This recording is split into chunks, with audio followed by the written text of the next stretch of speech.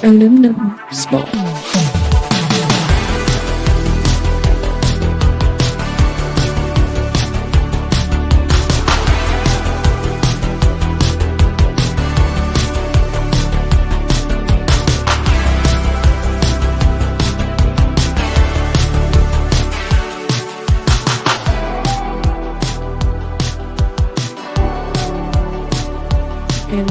Aluminum Spork. Welcome, everybody. Let's try that. Welcome, everybody. It is Saturday night, and we're actually here this week, and it is Aluminum Spork, where we talk UAPs, UFOs, USOs. We talk conspiracies or the truth, depending on how you see it. We also talk ancient lost civilizations. We also talk about today what topics are big in today's politics, celebrities, all that crap. Thank you for being here. I am Scott or Sporking.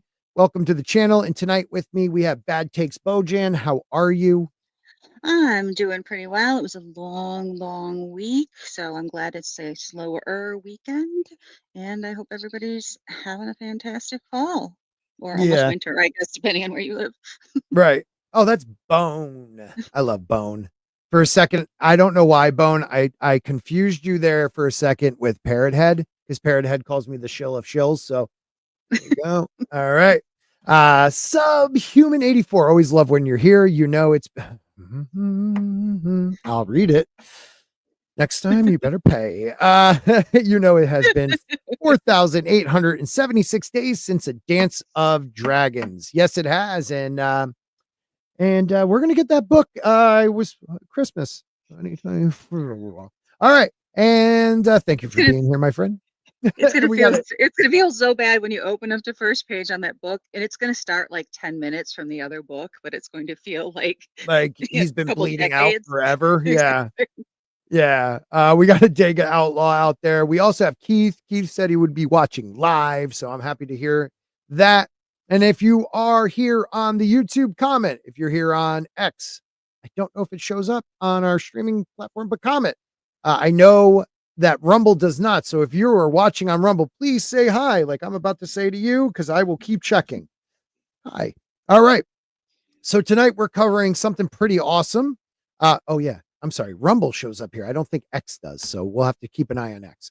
So tonight we are going to be discussing something that, because my life is at the moment a little unmanageable, went over my head. There was another UAP hearing on Capitol Hill. And there were 4 witnesses. You had Michael Schellenberger. You had also Michael Golds. He's a space law and policy expert. And you had retired U.S. Navy Rear Admiral Tim, and I might butcher this, Galadet. And of course, Lou Elizondo, who I used to think was a psychop, but now I feel more and more he's a patriot. And I hope I'm right, because he seems like he's on the up and up, but I fall for that stuff. I'm not going to lie. And when I do, I admit it. But they were there on November 13th, 2024 for a UAP hearing, where, and I'm sorry, I'm not looking at the camera. I'm trying to see notes. Chairwoman Mace, she presided over this hearing, and there was some really interesting stuff that they talked about that I haven't really seen reported, but yet again, I haven't been on social media that much the last couple days, just working a lot and stuff. So Tina, you're the one that brought it to my attention. So what do you have to say? Well, I have to give Good Take Bojan the credit. He sends things over all the time that he finds, while he's meditating, Mm-hmm. in the men's room where most men do their, Amen. telephone scrolling. And Amen. yeah. And he'll send them to me and put a spork question mark. So he even knows your name, spork. Dude, good takes. I might be blushing a little bit. Thank you, sir. That's awesome. I appreciate that. Sweet. So I was excited to read it because once again, I am all over social media. Not that I'm specifically looking for this material, but it does, spark my interest when it comes. Mhm. So I just thought Immaculate Constellation sounded like a pretty cool program name. Yeah, it really does. Now, the Dragon Storm himself, the Hi, how are you? Rodonis, the I took Walton. I All took I a had to break. do was mention. All I had to do was mention "Good Take Bojan," and I knew Stephen would show up. Yeah. So. Well, he is a pegging man. I'm a pagan man. That's right. I'm taking a Yep. break from the supermoon. All right, and I'm coming to hang out with you. Dude, All right. respect to Get your philosophy, ideology, and religion. Amen to you, my friend. I hope you find Christ. But no, damn heretic. No, just kidding. Kidding. The supermoon is gorgeous. Last night it was It is. beautiful. This morning it was beautiful. I mean, the areola, is that what you call it around the moon? Not the areola. That's the wrong term. Aura. The aura. Around it. Now the was huge. areola. It's big as really big. I mean, in a way it is. it is. You know, 'cause you got like, and then it's around it. So I mean, I might have just screwed up the words there.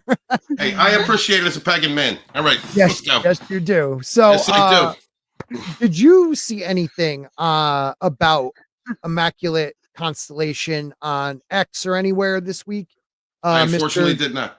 Yeah, me either. I feel like this was not something that people got excited about, but they had another UAP hearing on Capitol Hill. Really?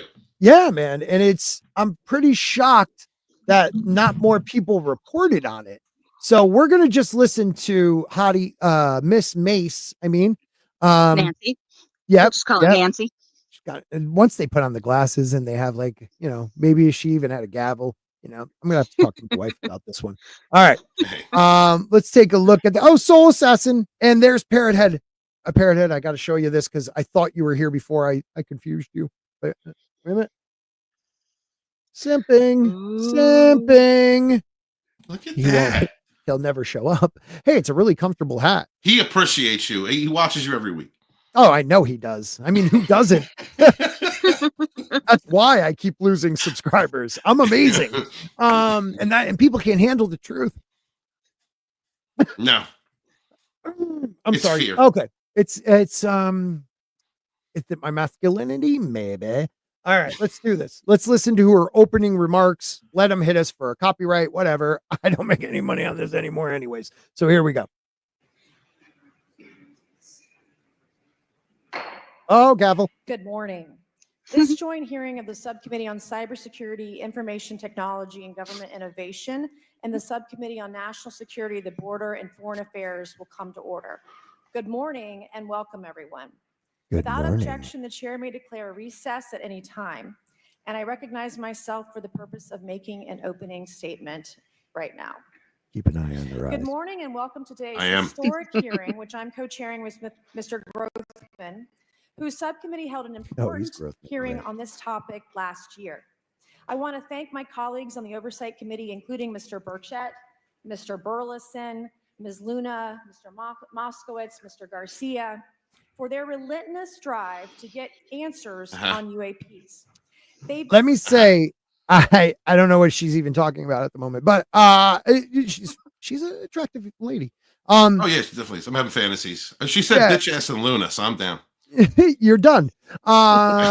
There's another one that'll come up that I know you'll maybe stalk a bit. But That's what I do. It's amazing that if you go back a couple of years to some of the first hearing, and it was a packed house. I mean, there was a lot of people. This one seems like it's not getting as much from the House and the Senate. Now that could be because we're in like that lame duck period, maybe. Mm-hmm. But I feel like a lot of good things came out of this one. Southern Belle, what up? Good to see you. All right. And I saw Jonathan 93 in the house and the lovely Sherry. So lovely. So Sherry. All right. But it was the parts I've been watching. I haven't watched the whole 2+ hours. But the men that are on there, Schellenberger is who wrote like a report about Immaculate Constellation, but the other three gentlemen, they are well versed in UAPs with many government and retired government or used to be working, they might not have retired, but no longer there. I wouldn't call them whistleblowers, but witnesses. Right. And, you'll get I could tell you this in a skiff or a special session, but they do try to tell you as much as they can on this, which is good. So we will be watching a little bit here and there. Yeah, the last one on your list there, buddy. Oh, and yeah, Luna, yeah, but all right. There we go. My wife's gonna kill me. All right.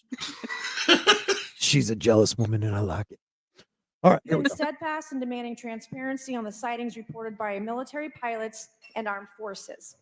Their commitment to digging for the truth is exactly what this country needs to cut through the secrecy surrounding this issue. And many high-ranking individuals in No the more military making and fun of intelligence people. communities believe UAPs demand greater attention, and thus the Right there. purpose for this hearing today.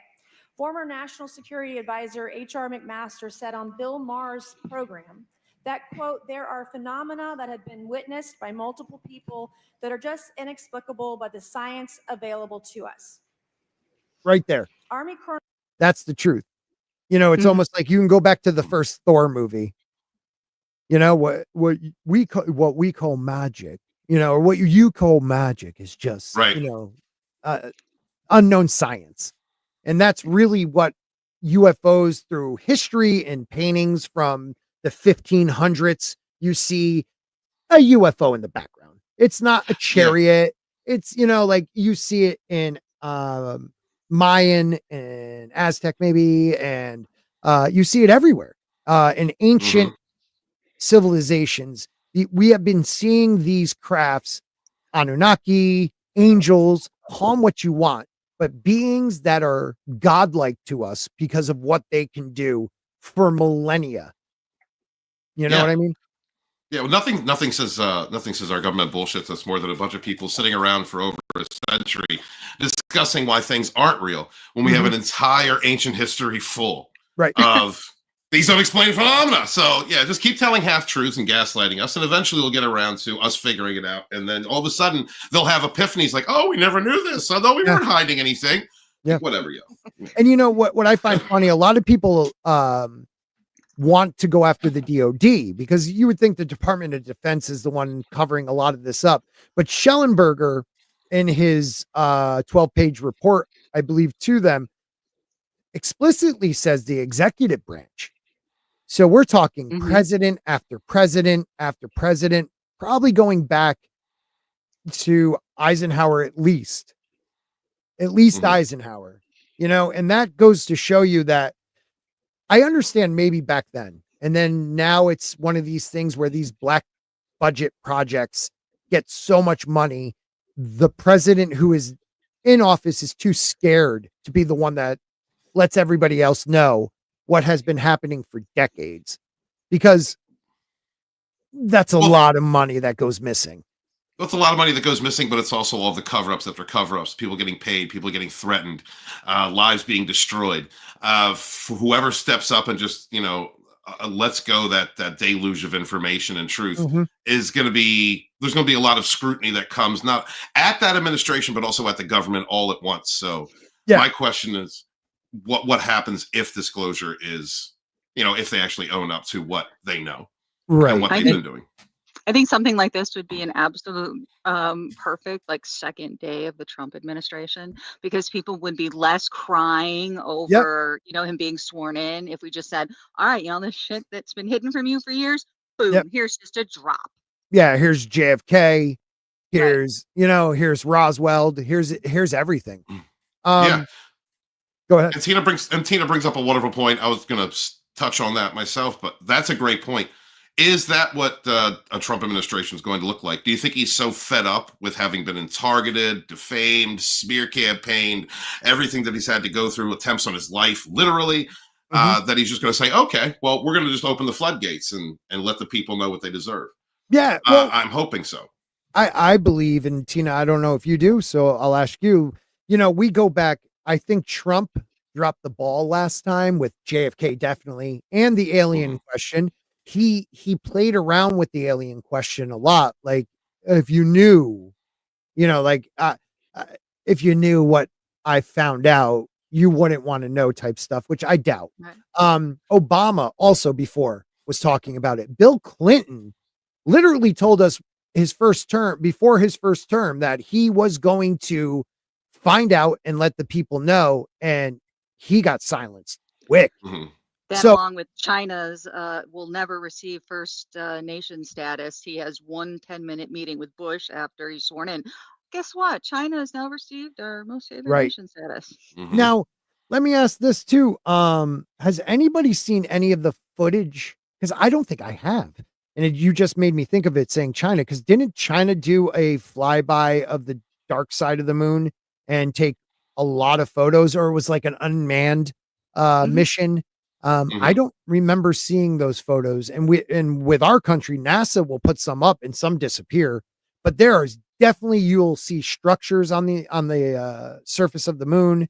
The The better, dome yeah. on the dark So side, yeah. there was a bridge that kind of disappeared in the last 20 years. I mean, there is so much you will find even on this side of the moon. I forget what lights they call it, but they're like almost like a bluish green light that emits from the moon. I mean, Mhm. yeah, I am a conspiracy nut, and I do believe the moon's hollow, and I believe it might have been brought here because it's too freaking perfect. The surface rocks are older than the rocks underneath them. None of the impacts go deeper than any of the others. They're all about the same depth. It's almost like there's something solid it hits and it Right. stops. It rang like a bell. We all know that story. They crashed the module onto it, or yeah, not the module because they go off the lift kit, whatever you want to call it. Hit the moon and it rang for hours the second time they Mhm. did it. And the sound waves sped up like 40 meters in, meaning open cavities Wow. and orifices. Yeah, like to me, i- the idea of the moon is exactly 1/6 the size. It is uh 400 times smaller than the sun, and it is the distance is 400 times different. That's why we almost get a perfect um lunar eclipse or solar eclipse. We're the only planet in our solar system, and I think the only planet we've ever like recorded with telescopes and everything that has one satellite, if any. They either have none or two or more. It's Mhm. it's too perfect. It's too perfect. And there are so many ancient stories about the moon being a time before the moon. You know what I mean? So take what you want from that. I believe in hollow things, earths, moons. That's the thing. What do you think, Tina, about getting back to the secrecy of the presidents? Um, it's been going on for so long. Is there something they're fearing? Is it just saying we've been lying to you for over 60 years and yeah, sorry, and there's, trillions upon trillions of dollars that you guys have been paying for this and we haven't told you shit? I think a lot of it. I think it's fear. Because now that there's more records and more transparency available to the average person because of the devices that we carry and because of brave men that leak information, Mhm. um, that I think that president doesn't want to. Not only do they not want to say what they know, I think they're afraid of the financial consequences. I mean, we have people Well, that are and religious. starving in, well, religious too, but we have people in our country that are starving, that are homeless, not by Mhm. their choice, but Mhm. we are spending billions, trillions of dollars on these, hidden sub projects. Yeah. That I think that would be something really tough to tell people. Yeah, I mean, think about that. Thank you. I saw your comment, Soul, down there. Johnny 93 says, I've got a feeling Elon, Vivek, and Tulsi will find within their cabinets where did the money go for the Pentagon. I agree. Soul also says something about broken robots being on the moon, but I lost my train of thought from what you were just saying. Dang it. Pres Presidents of I the past. Yeah, oh yeah, the trillions of dollars. I mean, look how pissed half of Americans are, or a little bit more than half now. over the 200 plus billion we've sent to Ukraine. I mean, right there, you could have taken care of every adult in America and made us millionaires. Yeah, Mhm. right? I mean, 200 Yeah. billion, 300 million, over 300 million people in America, 350, but that's people, not adults. So let's Mhm. just take the voting age. We'll put those two numbers together. There's about, let's just say, we'll say 140 million adults in America, Mhm. taking from who voted. We'll go 160. What would $200 billion do for each of those people? You know what I mean? Like the idea that there are poor, even people like myself struggling, to support a family as a sole income. It's bullshit that Yeah. they don't tell us because it's our goddamn money. Right. It all comes down to selfishness and control, information Mhm. control. Knowledge is power. I think it comes down to a systemic nature of people wanting to make money behind the scenes. I think there's Mhm. a lot of layers involved in this. Yep. And going back to the presidential point, if presidents who have been career politicians like Clinton, Obama, wanted to seek this information and then shut up on it, just Mhm. imagine the pressure that a first term Donald Trump would have been under, who was taking advice from everyone around him because he's Right. learning a new position and taking that. But now he's had Right. time to study. Now he knows, I think, more about the ins and outs, and he's looking at it from a seasoned eye. With a little And bit he of doesn't need gusto, another term. He doesn't need he another doesn't term. need another. He doesn't Right. need another term, right? And I think that even a little. There's going to be a little egotism, absolutely a little egotism involved in how they pushed him out, how Yep. how they fought him all that time, and now he's back. So I think Yep. this is going to be an explosive 4 years, and Unjustly convicted, things like that. And absolutely don't forget, I mean, impeached twice and got, I mean, ridiculous what happened to that man. ridiculous. But I would love if, Donald sometimes watches the show. I would tell you, Mr. President, be the one, be the president that tells us the truth. Like, let's just move into this next phase of mankind with honesty and just, you don't have to tell us everything, but tell us enough. I Mhm. want to know about JFK because even as a little kid, I never thought there was one shooter and I never thought he did it by himself. Like Yeah. the government, the mafia, Russia, whatever, they were all involved. CIA, yeah, CIA. I don't want to piss those guys off yet. And when it came to aliens, I never could fathom the idea that we're alone. That's arrogant to think that. And I'm a spiritual person. I believe in, my God and all that. But to the idea that God didn't create others, we're just the only ones, like that is arrogant in my view. Um, we might have saw them as gods, but they're not the creator God, but Mhm. they're just more advanced than us. So Well let's meet put. them. And NASA Yeah. being not a federal agency, which a lot of people think they are, yeah, there's a lot of ops going there too, man. Adega says I have a list of old reports going back centuries that NASA collected before the Saturn rocket launches, all kinds of wild stuff. Adega, yeah, we'll Ooh. talk. If you want to come on, Adega, let me know. I'll send you the link. We'll check that out. Someone remind me or someone can share that. If not, I will. The moon seeds the earth in dozens of creation myths around the world. I always thought we were seeded from the people that the before the destruction uh of Mars, because they did have an atmosphere and it could have been for a billion years before it lost it. They don't know. It had oceans, so maybe they were advanced and seeded our little monkeys, which we all may have come from. I believe they know and slowly been showing us what aliens look like in entertainment, like the Greys. Yeah, uh, propaganda. Hollywood is. I mean, if you haven't noticed, the last 10 years, Hollywood's a propaganda machine for certain parties. Yeah, go Mhm. back.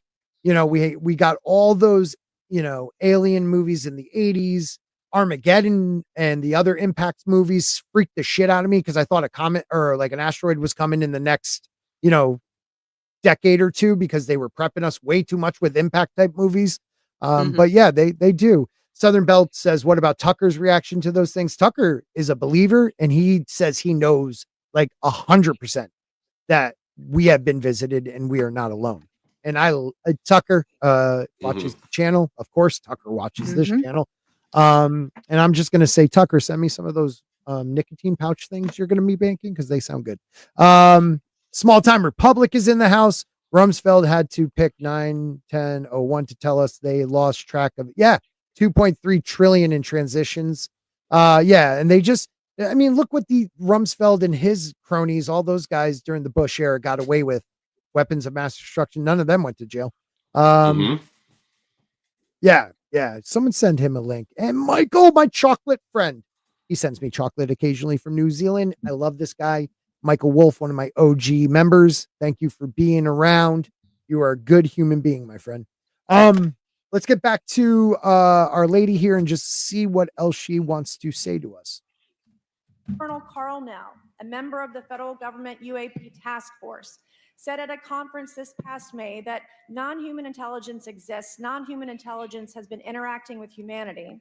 This interaction is not new, and it's been ongoing, and there are unelected people in the government that are aware of that. But UAPs remain a controversial topic. I'm not going to name names, but there are certain individuals who didn't want this hearing to happen because they feared what might be disclosed. But we stood firm. No amount of outside pressure would ever keep me from pursuing a subject to ground, come hell or high water. On that score, I want to thank our witnesses for being here. We have before us a panel of individuals accomplished in the military, in civilian government, in science, and in journalism.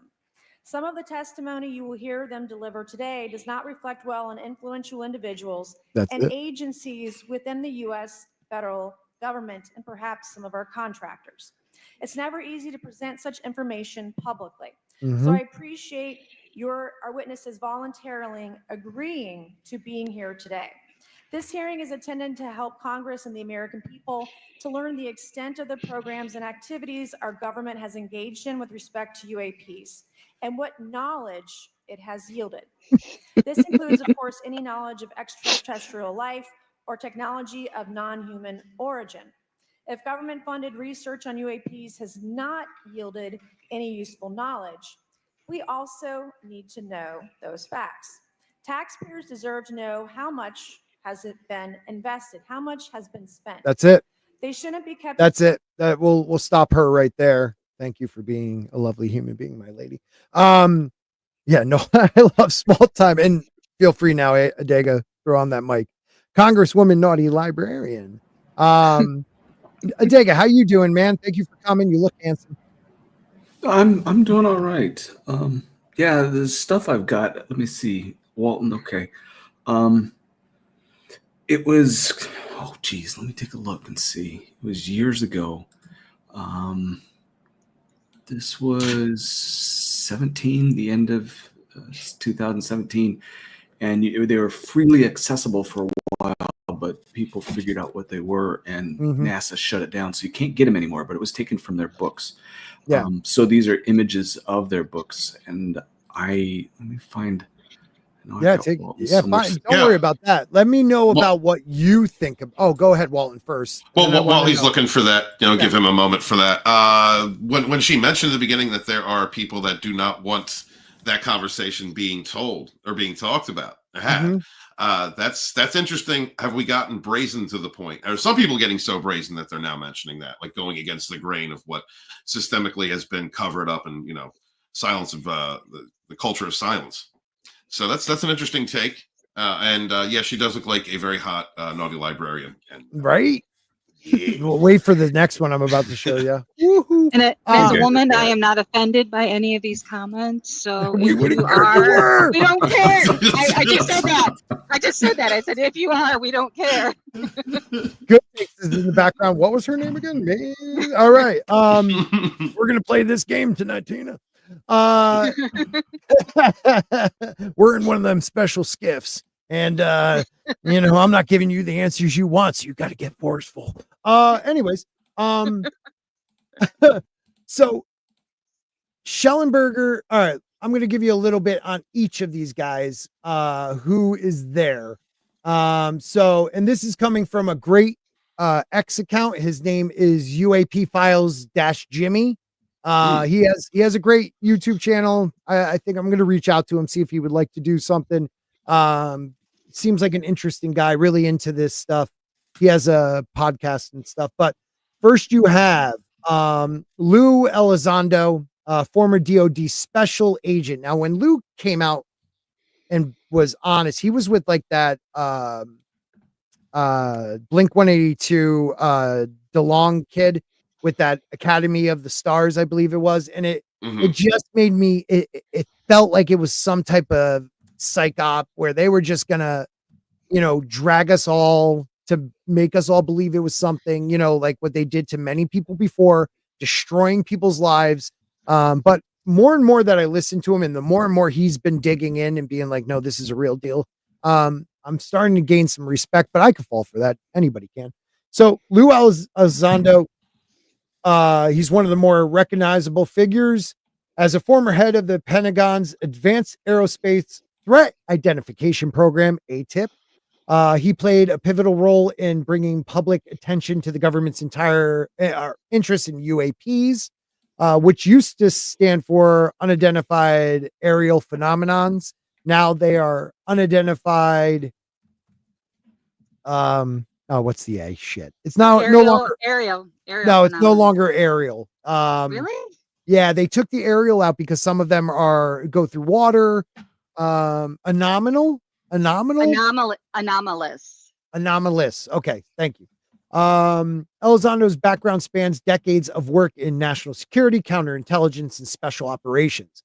His time leading ATIP marked a turning point in transparency efforts regarding UAP phenomenon, as it culminated in the release of several declassified videos showcasing unexplained aerial encounters by military pilots. Now, something that Schellenberger states in his report is that they gave us some of the more grainy ones. They have some high resolution ones that they state, if we release them, they might know some about technologies we have. But even Schellenberger says that his whistleblowers told him that they are there. Look at the beautiful Culture Casino joining us. Oh shit. You invite Hey, and he Culture. comes. How are you, my friend? I hate auto service. Cars? Anyway. Yeah, how's your cars? Yeah, I did this. I still have 3 more cars to get serviced next week. So. Jeez. Anyway, how's it going, guys? It's going well, man. Thank you for Cool. coming in. We were just talking about a little bit about what happened at this hearing, UAP hearing. And what I was they want us to believe there's really UFOs this time. They want us to. Yeah. Well, and one thing that one of the Congress persons says to Elizondo, and I think we'll watch that video. I don't remember which one it is, but are they our own technology built by private industry, or are they, extraterrestrial, interdimensional, whatever you want to call it? And he doesn't say definite, but he believes it could be a mixture of both. A lot of the ones that are recorded may be the ones we have. Wouldn't you feel like it would be better if they would just come out and tell us one way or the other? Yeah. Yeah. I mean, just be honest about it. Like, I think we've gotten to a place with technology, with we were talking about before, Hollywood technology. They've inundated us with so much UFOs and extraterrestrials. They're mean, they're great, they're ET or they're aliens, whatever. We've gotten enough where if we're told the truth, it's not going to be a meltdown of society or religion or any of that. It's just going to be they finally told us. I really believe that. I think it never was. I think it was a matter. It was a game. While they were saying, let's test the audiences using Hollywood movies, it was just another excuse in their game of not being open and transitional, and transparent with this information. You're transitional. They know trans. I mean, yeah, seriously. yeah. So, yeah, honestly, I just think it's bullshit after bullshit, just compiled after one another. The human race could have always handled it. Some people are going to freak, some people are going to bugs. The religious people are going to take it one way or the other. But I think that people are a lot more rational to the idea and have been throughout every. But here's the other thing, Stephen. What if there's none? what if there's none? And it's all just our technology you're saying that people are seeing and recording? I mean, we know we've been generations ahead on technology than what we're aware of.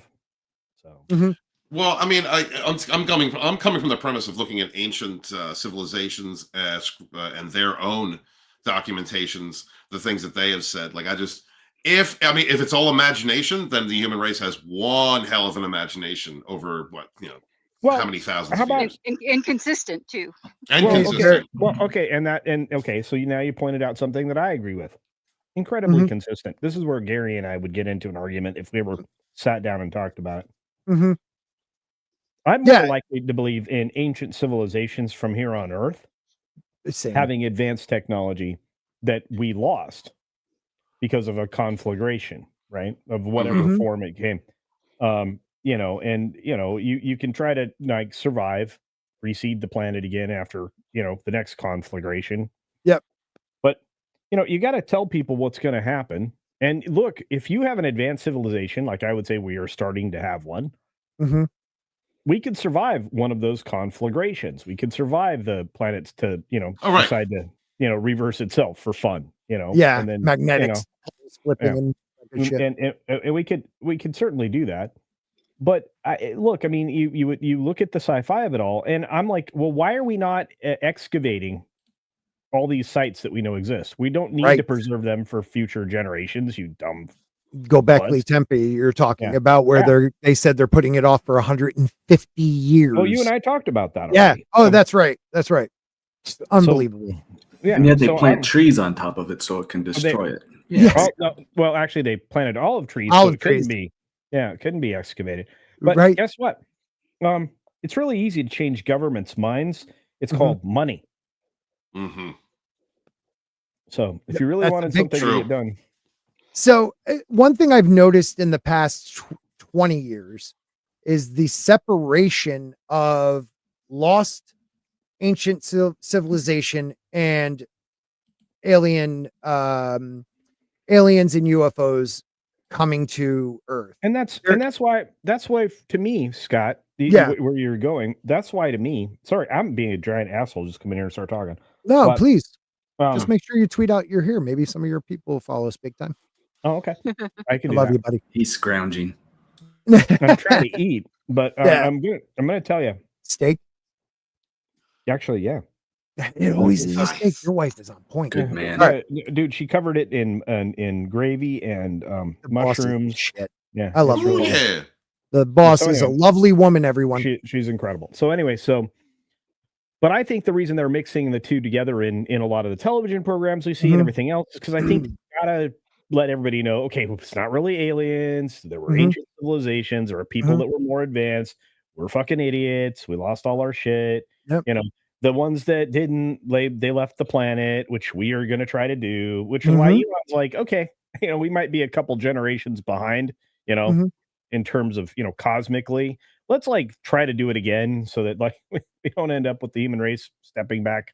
See, I was going to go a little different though, Culture. I was going to go a little different. There's a big push that you separate the two now. Like you have Graham Hancock and people like that on that side that are saying lost ancient civilizations. I'm not going to talk, even going on Joe Rogan now, he won't talk about the alien point because they'll attack him. Now you have people on the other side, but what I believe is the only people there could have been crossover. There was crossover. That's what I'm thinking. Right? Yeah. And we are our own ancient aliens. That could be it too. Yeah. Yes. I mean, I feel like I'm living in my own private Idaho all the time. But what I want to tell about people, male prostitution? Yeah, something. Anyway, so yeah. I'll just say this. Please. I'm more likely to believe either of those two theories or combined than I am the flat Earth thing. Okay, you can get away with a lot of stuff with me.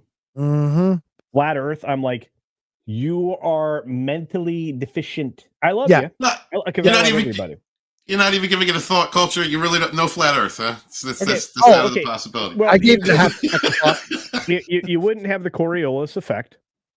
I mean, we have giant observables in the world, in the galaxy around us, and we would not have the Coriolis effect. Right. We would not see the same thing demonstrated on this planet. There's a giant planet that has a big ass glass or gas eye on it that's constantly storming. Yep. That's taking the Coriolis effect to the extreme, and it explains hurricanes and typhoons and things like that. Yeah. So I'm like, I don't want to hear it, right? Yeah. You know, it's The- like demonstrably we can exercise this in 1,000 different ways, but that one is the most prolific because flat, no Coriolis effect. Yep. Right. Yep. The best know? about the flat earth is when you watch some of their YouTube videos where they're going to prove that it's flat, they prove that it isn't. And they're just like, oh, I need new instruments. Like, it's ridiculous. But I rather believe in a hollow earth than a flat earth. You know, I rather believe in a hollow moon than a flat earth. Things that we can tangibly prove, stop pushing those things because you're making money off of people that, and I'm not even calling them gullible, but they want to believe it. Look, it's just not okay. cool. I'm going to interrupt. Oh, a Dago. I want to. The Mad Doctor.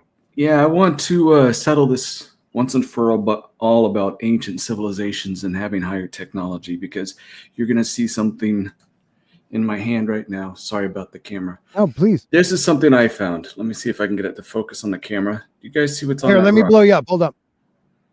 Do you see that? Is that a face? No. No, what is it? I can't see. Right there. Looking at that part. Okay. Yep. Yeah. Let me get the camera. See it? Fossil? It's a screw. Oh my that God, was it melted is. away. This stone comes from an area where there has not been human civilization. The last time that was known, there was a volcano that was over there over 5,000 years ago. Oh my God. I have proof in my hand that, yes, once upon a time, we were much more advanced than we are now. Yeah. And you know what? Awesome. You know what? Also, Adega, they do find these things that are in rocks that are 1 million years old. That is a technology, maybe not the most advanced, but like a pick. Also, you know, there's like, another thing too. Years and years ago, some of you know my father and mother adopted me when they were much older, and he went down to Colombia before they had a lot of roads and things down there. And one of the natives gave him a tool to work on things. He's a tractor mechanic, you know, the old cable ones, not the hydraulic. Oh, nice. Yeah. And you know, because he was hammering something, they gave him this tool, and he said, "Well, where did you get this?" And they said, "Well, it's one of the ancients." And we had it in the family till it got stolen, but we've had it. But my dad didn't think anything of it. He says, "Well, this is copper. I can't use this. As soon as I put some stress on it, it's going to mushroom out." And the guy says, "No, it won't." So my dad tried to sharpen it with some of the files that he had. He hit it with a hammer. It never mushroomed. The thing was indestructible, and it was copper. And he asked them at the time, says, "How is this possible?" He says, "Well, we don't know how they did it, but the ancients knew how to do this." So when people tell you that these ancient civilizations were Bronze Age, this age, that age, and didn't have these metal tools, I say baloney, because my family's had proof of it all along. That's amazing. Very cool. That's amazing. And I can't look, I feel like people that mock or say it's impossible, they're arrogant to believe that we're the pinnacle of what mankind, what they will tell you is 250 to maybe 300,000 years old. It keeps getting pushed back.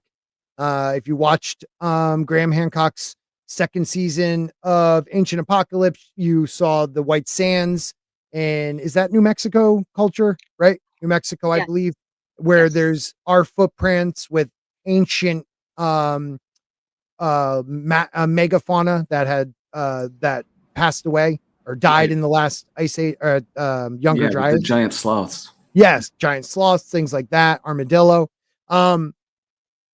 We've said we've only been around for 300,000 years with the biologically same size brain. Okay. How is it only in the last 6,000, 5,000-ish years we realized, okay, cultivating shit is smart. Walls are really important.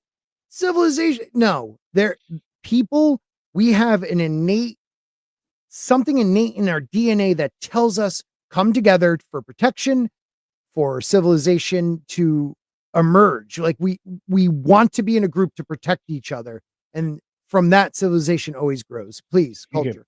Okay, I need to melt your brain also, since I Vega love melted that. I brains love earlier. that. Right. So remember how we talked about this was several times ago that I attended one of these.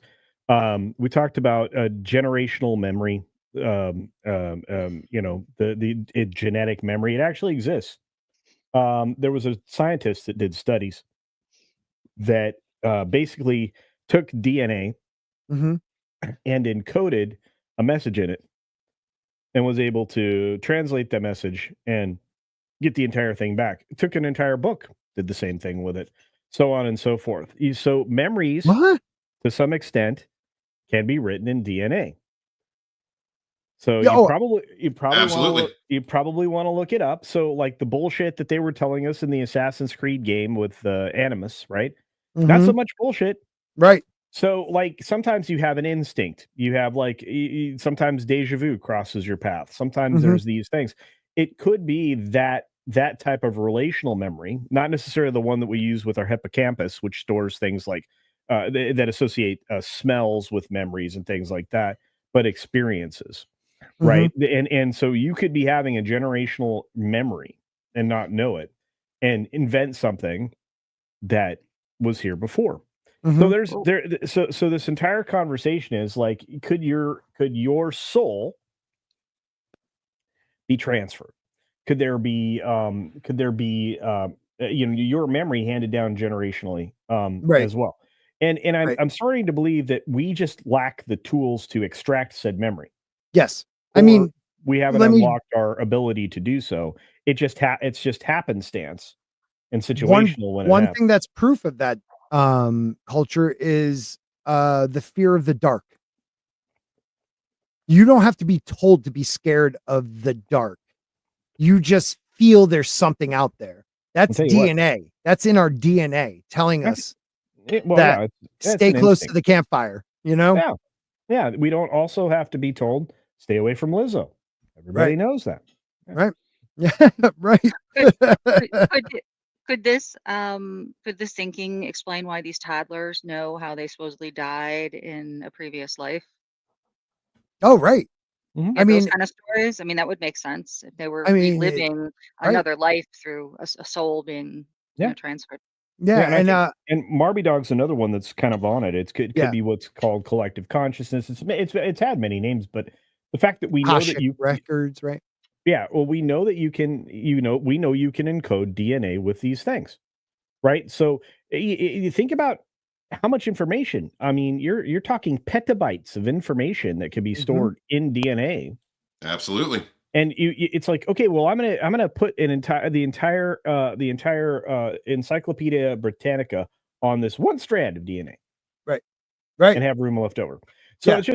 it's the fact that that can be done, has been done, Right. um, through Many all the different little mechanisms there, and it can be encoded and decoded.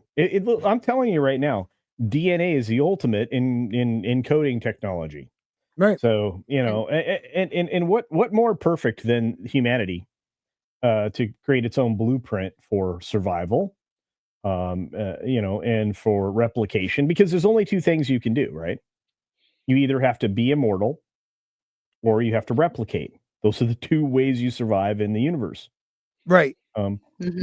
we haven't tapped out immortality yet, but we certainly can replicate. So generationally, the only way to do that is through DNA, I believe. Anyway, those are my thoughts. Um, Real quickly I before anybody else jumps in, and I'll send it to you after, Tina, for the first time ever, we have more people viewing us right now on Rumble than we do on YouTube, and I love to see that. Whoa. Thank you, Rumble. And thank you, YouTube people, too. Thank you very much to my members and everyone who hits that like button and shares it out. And Twitter. We have a lot of people watching right now, so thank you. So where were you gonna go, Tina? I was gonna say if it sounds like a humble brag, the when culture mentions, programming DNA, I mean, my son is working on monoclonal antibodies that are engineered to substitute real antibodies to cure cancer. Now, the fact that we can do something like that really makes me think that we could decode much more of our DNA than we have attempted to do. Right. I agree with you on that. I mean, they were, and not just DNA. I mean, that's amazing. But we also believe they were using quartz crystal. I mean, they were tapping into something different than we were, but it doesn't mean that their science wasn't at a far higher level. You're talking about resonance. Yes. Yeah. Yep. And again, I mean, there's a lot of things that can be talked about in regards to that. No doubt. The reason that we've always looked at crystalline memory for the expansion of computer storage, right, is because it's a real thing. We've done it before. I mean, silicone is a crystal, right? It's true. It's sand. It's sand. So they've really worked on this in form of bubble memory and several other things. But at a certain point, they're going to make another jump because they'll be able to use resonance rather than the electronic storage. Right. That thing. So we're that, and that will make it exponential, which is the thing they're looking for with obviously all the new AI chips that we're developing, which are just heavy duty GPUs. Right. Yeah. And so when you think about that, in order to make those quantum leaps forward, you have to have the things paired. You need the ability to process at great speed, and you need the ability to store information at great speed and mass amounts, just ridiculous quantities. So I think that, and this is going to be something that's weird, perhaps the answers lie in Egypt or in a few other places, around the globe. And no doubt, this is a weird thing since we're talking about this. There's also these mythological tools in the universe that were left behind by the gods or by God. It depends on, your structures. But the Ark of the Covenant is real, and it's in Ethiopia. Yeah. You can't tell me that there isn't a Ark of the Covenant in Ethiopia.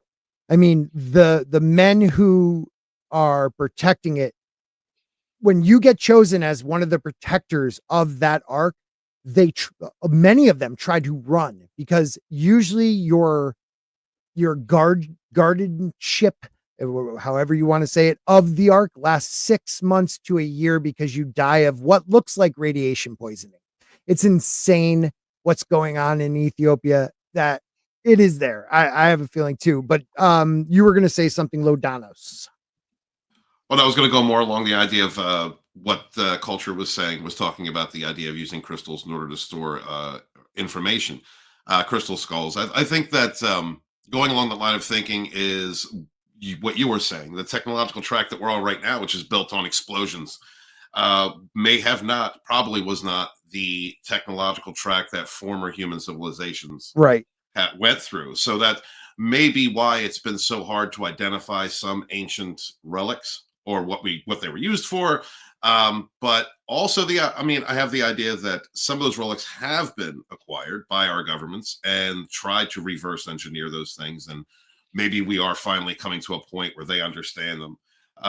Enough like Raiders of the Lost Ark is a perfect example of that. Yeah, and so talking about the Ark, I mean that's ancient technology. The construction of but even the movie Raiders of the Lost Ark, dude, it is just one of those that show you, like, once they get it, it's in some weird storage area that we'll never see again.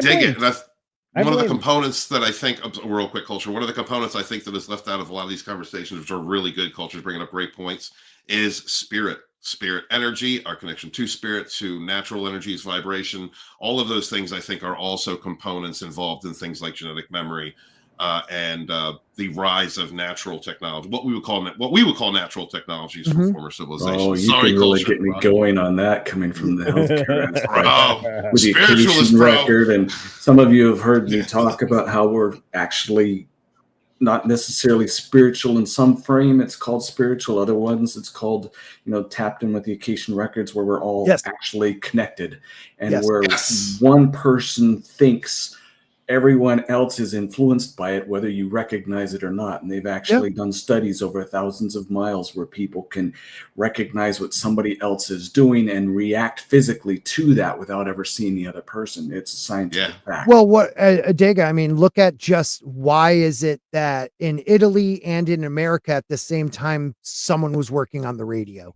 without knowledge at first. Like there's always people when things are being something technology is going to be moved forward. It seems like in multiple areas of the planet, people are tapping into it. I mean, look at Tesla. Tesla says that the ether is what gave him all his knowledge. He would go into a trance, tap into the ether, and the man was probably one of the most brilliant human beings that ever lived, at least in our civilization. Look, let me add one more person to that mix. Okay.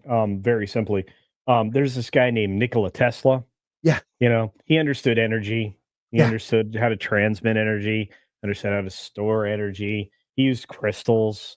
I mean, the Pierce Arrow car, the electric car that he put together. Yep. It basically reacted with the atmosphere. He was broadcasting power, which we already do, by the way. We do it in a different way. People don't realize the radio waves you can collect those, their power. So, and there are certain wavelengths that are protected by the U.S. government, believe it or not, that you can't use for communications or transmission. Why is that? And to what great effect is our understanding of how to broadcast power wirelessly? Sorry to interrupt. Southern Belle sent this to Tina. This is breaking and news. Breaking nudes. I breaking like that. nudes, people. Breaking nudes. So let's get it.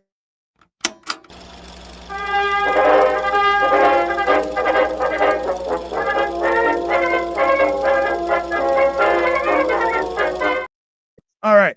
This is Dave Rubin. If you follow Dave Rubin, he was one of the greatest changing moments that you saw actually on TV. Dave Rubin going from a Democrat or a liberal to a conservative on TV. Larry Elder destroyed him, and he just all of a sudden woke up a couple of years back. It was awesome. But he just posted this on X. Thank you very much, Southern Belle 777, for showing it to us. But these are lights right now over Miami. That is seriously weird. We've got some decent cloud cover, but what the hell would be created? That's coming down, it looks like. Look, you see there's like one in the distance at a different speed than those three. Oh, kind of combining together. Now they all stop at the same time. I don't think those are lights shooting up. They might be, because you don't. Well, what is that? Wait, what is that? It's either UFOs or somebody got a. They look like those spotlights. They have some. Yeah, I was wondering if that's what it was too, because there's one point around here where it goes through this. It dips in, yeah.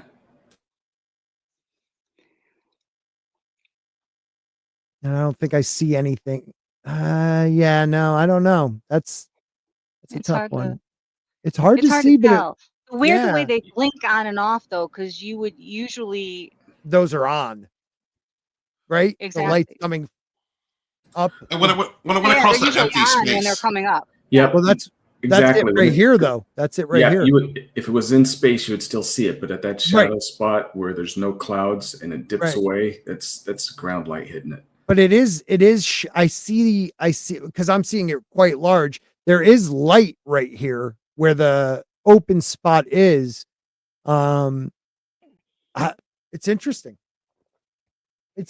But it does most likely look like something going up, but you would think they'd be able to kind of tell. I don't know. That's interesting. Hey, it's fun at least to think about, right? I'm going to go back to this one right here with Congresswoman Hottie. Well, with old farts like me, where those lights used to be all the time, it's pretty easy to recognize. Yeah, that's true. All right. So this is another questioning. How do you pronounce her name? Bobbert. Questioning witnesses. Now that we have all been cautioned in this committee hearing that the mention of Pentagon's Immaculate Constellation program could put us on a list, well, I already find myself on many lists, I'm sure. Was she the one in the movie theater? Yes. Okay. Yes. Oh, yeah. So I speak my mind often, so why not just keep going with it? May as well just go all out and say it.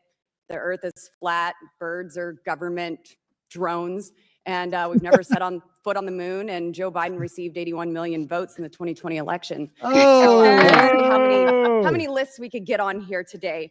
But Mr. Schellenberger, I wanted to ask you, now, once again, for people just tuning in, Michael Schellenberger is the Twitter Files, one of the Twitter Files reporters. He wrote a 12-page report about this Immaculate Constellation, which the executive branch, not the DOD, but the executive branch has programs trying to get ahead on this secretive alien or UAP arms race. So here she goes asking about some stuff. I think I understand from this hearing that you would agree that classifying information like this is not in the best interest of the people. Is that correct? Yeah, I mean, with the caveat that, of course, I would support classification necessary to protect secrets essential to national security, but I think it's pretty obvious that there's overclassification. Overclassification, yes. And so in most instances, if they can't tell us what, do you think at some point they'll at least tell us why? President-elect Trump has repeatedly committed to greater transparency, both on the UAP issue, on JFK files, on COVID origins, and many other things. So I think that we need to make sure. All right, we're going to go straight down the list, Tina, then down. We've already kind of touched on it. So a quick little answer. Being his second term, are we going to get JFK files? Are we going to find out about he promised Robert, dude. Yeah, he did. He did promise Robert about the JFK files. You're absolutely right. All right. So culture, do you think we're going to get the UAPs from him? Yeah, why not? I mean, I believe he's got an understanding that he's a lame duck. He has 2 years to get actual things done before he's trying to fight for, survival as far as the Republicans staying in charge of everything. And so he absolutely is walking in the door with armful of declassification. He already knows what he wants to do. And like, I had somebody come back at me today. I dropped a video about Trump being the new George Washington. I didn't say that. Sylvester Stallone said that. But when I dropped that video, I got some pushback, which I understand. But I really do believe Trump is going to do all of that. Why not? There's no reason not to. We need to make the people feel like they're being told the truth, because after Obama oversaw the changes to Smith-Mundt Act, government and the media to lie to its people and utilize propaganda. Can you restate that for everyone so they know what Obama actually did? Because I know of the act and it disgusts me. Say it one more time. Okay, so the Smith-Mundt Act used to prevent, originally, before it got hacked up by the Obama administration, used to protect you from the government lying to you. They were not allowed to spit propaganda at the U.S. citizenry. That was what the Smith-Mundt Act did. After your freedoms were removed with the Patriot Act, which you willingly surrendered for fear of what was happening overseas, which was obviously overstated as well. But the Smith-Mundt Act was like the one thing preventing that from happening. So much like what happened in 2013, we went from in 2012, Obama telling you that we are a post-racial divide nation, to 2013 with one person having a bad experience with a police person, created this whole, let's divide everybody by boxes. Let's call everybody racist. Let's do all of that. the same time, they were redefining the boundaries of the Smith-Mundt Act so that they could lie to you. So Yes. you've been lied to. They enabled the ability to lie to, and from that point forward, they've been lying to you. Yep. And I think Trump wants to dump a whole lot of truth bombs on you. And I hope he did promise that in there too. Yeah. Yeah. Thank you, Soul Assassin. But no, Sorry about honestly, it's fine. But I want you all to know that you are enjoying lies that were legalized under the Obama administration. You are being lied to. Yep. They authorize the ability to lie to you. And Unbelievable that it didn't get more, of course, it didn't. acknowledgement. Of course it didn't. Who owns the media? The deep state. Well, I mean the Rothschilds, the Gettys, and the Colonel before he went belly up. Top 13. The top 13. Yeah. I mean, look, everybody's going to be like, you guys are crazy. Well, you know what? A lot of things that we've been saying for years, people have said are crazy. Guess what? They were all fucking true. Right. So, what conspiracy theorists are like, if over the course of the last 11 years, culture are 100 and 0. They're 100 to none at this point. Yeah. So you have to pay attention. Yes, you do. Everything sounds far-fetched until you actually find the information. The mad doctor, Mr. Adega down there, the guy that I think is one of the best humans on the planet. He is. You're very kind. I'm being honest. He understands the world around him because he's been in a personal pursuit of how does this all work and why and what happened before. And so much so that, he's not just a doctor.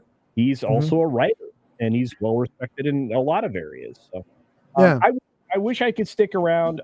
I'm putting together, man, or even just coming. I really appreciate that. No, you're great. I really honestly wish I could stick around tonight, but I'm putting together a charity stream with that Park Place and WDW Pro. So tell those guys we say hi.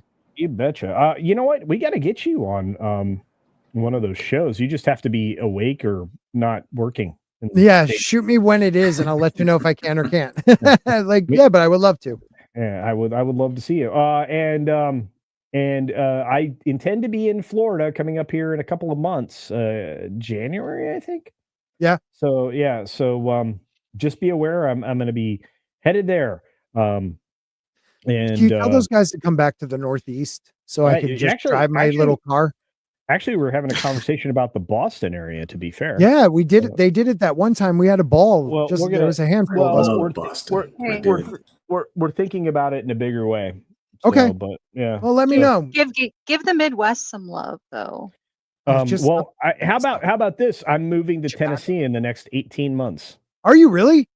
Dude, my in-laws live there, so let me know because we go every once in a while. That'd be freaking awesome, dude. I'll let you know. I bought the forest land just next to Culture because that's where we plan to retire. Okay. Grant, I own you a conversation. You're not coming to Tennessee to retire? Tennessee's the state to go to. We are coming to Tennessee to retire. Right. Yeah, I'm going to be not in Chattanooga, but in the area around Chattanooga. Okay. Yeah, we're looking at the Sevierville area. Forge, Gatlinburg. Yeah. I know. Oh, wow. Gatlinburg, you're going to have 1 billion bears. Just so my in-laws live in between Knoxville and Nashville. It's about like 2 hours from Nashville, northeast Jackson something. It's all right. Beautiful land, but go do what you got to do, brother. Yeah. I just got the Slack just went off, so I got to go. All right. Tell the boss I said hi. I love y'all in the weirdest way. See you, and Adega, we don't see each other enough or give Mexican Iron, we don't give Mexican Iron Man a hard enough time either. So we got to work on that. I need to call him. Hey, Mr. Walton, I miss you. You giant douche. You too, brother. He's a pegging man. You were supposed to interview me. Well done. Yeah, well, get up with me. Get up with me, brother. You get up with him. Help me. You pegging. Help you. Help me. Help you. All right, get out of here. Sounds good. Later, buddy. All right, so bye, Rumble. Bye, Rumble. Yeah, Rumble. We're over 30 now on Rumble. 32, please. I want to believe you guys are all real because people keep telling me you're not. So please thumbs up and follow the channel. So we're going to finish the video and then I'll show what you have going, Walton. All right. Schellenberger speaking. I'll back it up just a hair. Well, what I have is for Adega. Oh, okay, Yes. cool. COVID origins and many other things. So I think that we need to make sure that the next administration is held accountable for that. Agreed. And this is for all four of you. Yes or no, please. I have many questions I want to get to. Are there any known instances of recovered materials or technologies that are not of human origin and maybe connected to any advanced bioscience defense programs within the USG? I don't know. I wouldn't be able to answer that, ma'am. I don't know. I don't know. Okay, so there are rumors that have come up to the Hill of a secretive project within the Department of Defense involving the manipulation of human genetics with what is described as non-human genetic material, potentially for the enhancement of human capabilities, hybrids. Are any of you familiar with that? Yes or no? No, ma'am.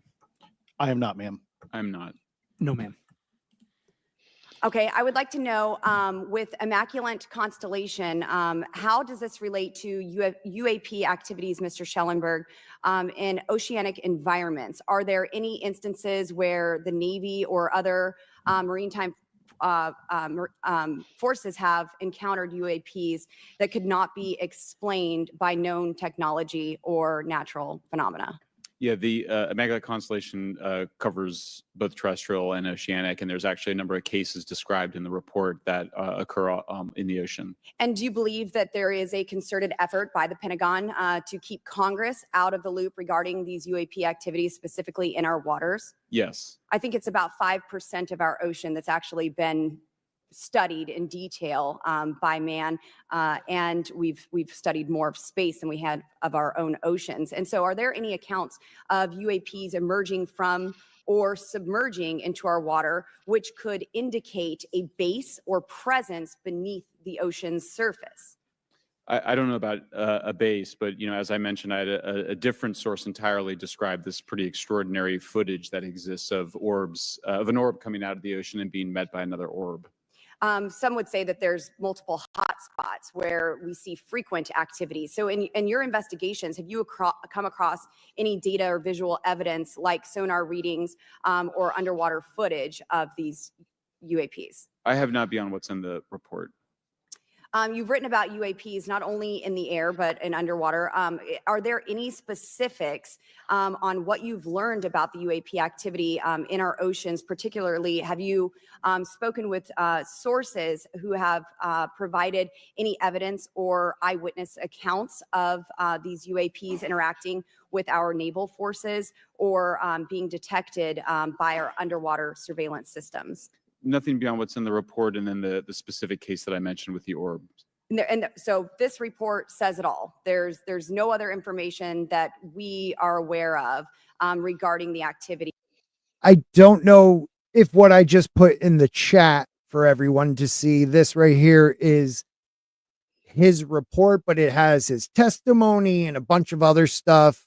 It's a PDF of Schellenberger's testimony and a lot of other things about Elizondo and stuff. So check it out if you you guys want. Keep it in your files, download it, all that good stuff. We'll let her finish. Within our waters. I have other sources that have told me that have shared a significant amount of information, but they're not comfortable with me sharing it at this point. Okay. Are there any technological capabilities observed in these oceanic UAPs that seem to defy our current understanding of 100%. physics or our engineering capabilities? It seems like they all do. Yes, I would agree with that. Yeah, you would. My time is up, but I do appreciate. She God, I want her to question me. you know what I mean? She makes such a great point though. We, even though archaeologists that may debate people on Joe Rogan say that they do a lot of viewing of what's around the shelves in the ocean and the ocean in general for lost civilizations and things like that. We've only done about 5% mapped really what, like, observed what's in our ocean. We know more about the universe than what's above us than what's in our ocean. So that is something I find very interesting, because if you wanted to hide in plain sight on our planet, hide in the ocean. Absolutely. Right? Yeah. I mean, the technology that it would take to get, oh, I'm sorry, go ahead. No. Say what you were going to say. I'm just bringing it up. Yeah, the technology that it would take to travel the stars, I think, would easily give you ability to withstand the pressures of being under the ocein, and being able to operate there. So, Yeah. I think you're dead on about that. So these are what year? 1925 is it? Or 1825? I have some that go a lot earlier. This is a NASA record that you can no longer get a hold of. It tells you where they got it, which is the center, different writings of different scientists throughout the centuries, what they observed through telescopes. I gave Walton just 3 of them, but I have many. And it ranges everything, because where these guys were checking with telescopes, and they're actually, and this is all the moon. This is all the moon. This is just the moon. This is just the moon, and these are respected scientists. But it has everything. You could see there was a lot of clouds. There's some where they say they saw green patches growing. There was lightning. There were objects moving. There were lights that would come and go. Sometimes they would claim they're volcanoes. But these are terrestrial observations, all the way up until they started launching ships. And it just, some of the things are absolutely amazing, where people back at the time, they were thinking, there's all kinds of different hypotheses. Some people actually thought that it could be livable because of all the different things that they were seeing.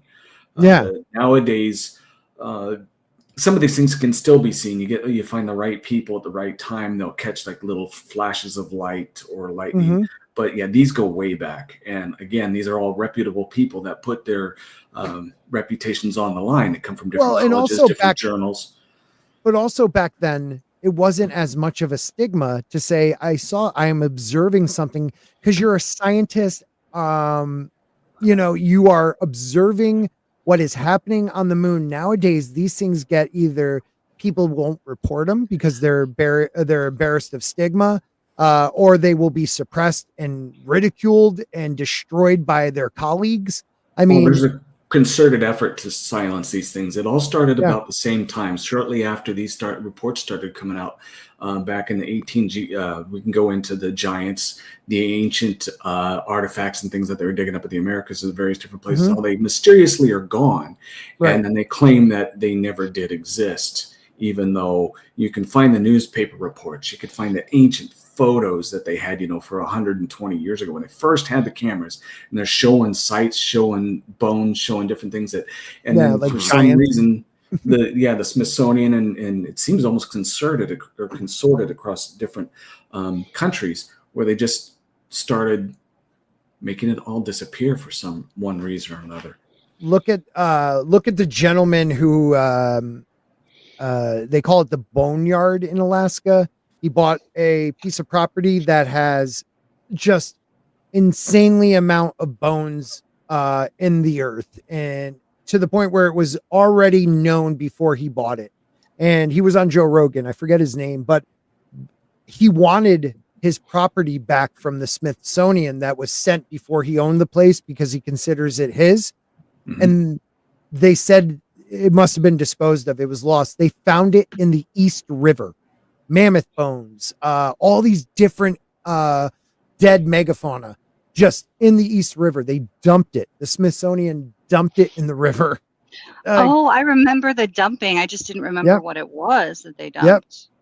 Yep. A lot of these show actually signs that there was cohabitation. Like we were talking earlier, where you mentioned there was the sloths that were walking along with the other humans, but there was a place in Arkansas where they show them with it wasn't a raptor, but it may have been a megalodon, and human side by side where they dug them up, and you could still find them. And one of the scientists that came from one of the universities checked it out, and he was so mad they caught him later on at night destroying the entire site.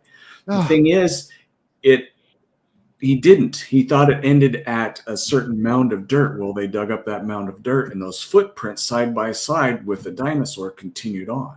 Yeah, But they don't want us to know. And they're burying those bones, everything else. It's our civilization was different than what they're telling us it was. Oh, thank you, Soul. He put it up if anybody wants to watch it. Not right now though. Stay with us.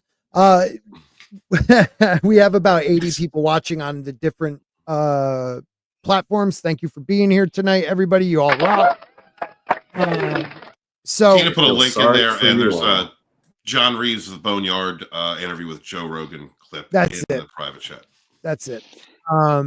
Yeah, it's the idea that this has been going on for a long time, the hiding of our history. And a lot of people believe today it's because of money, grants. It's, when they started these scientific like magazines and papers that you had to present your stuff in, and if you're not presented in one of the, what do they call that? I'm so stupid, Ray. Peer reviewed.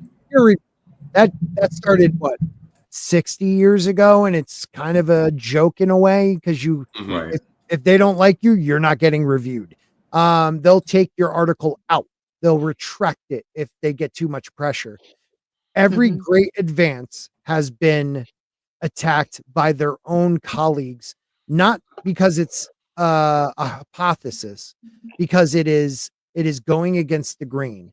But I think it goes even deeper than that, because before these main grants, 1800s and even the early turn of last century, they Smithsonian and all these places in England, they've been suppressing this.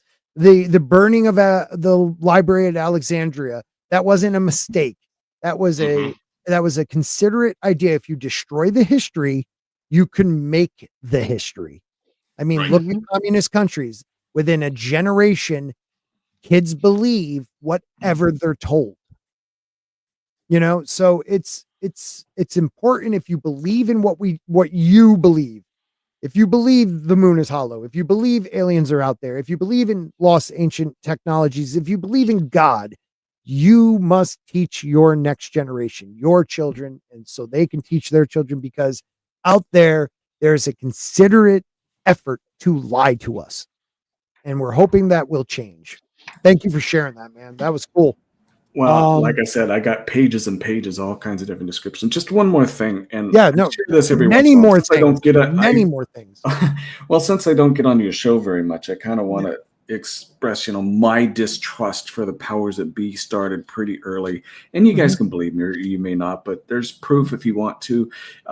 Back in the 80s, you may recall, some of you old folks, there was a book that came out every year. It was Who's Who in America. You ever hear that? Yeah.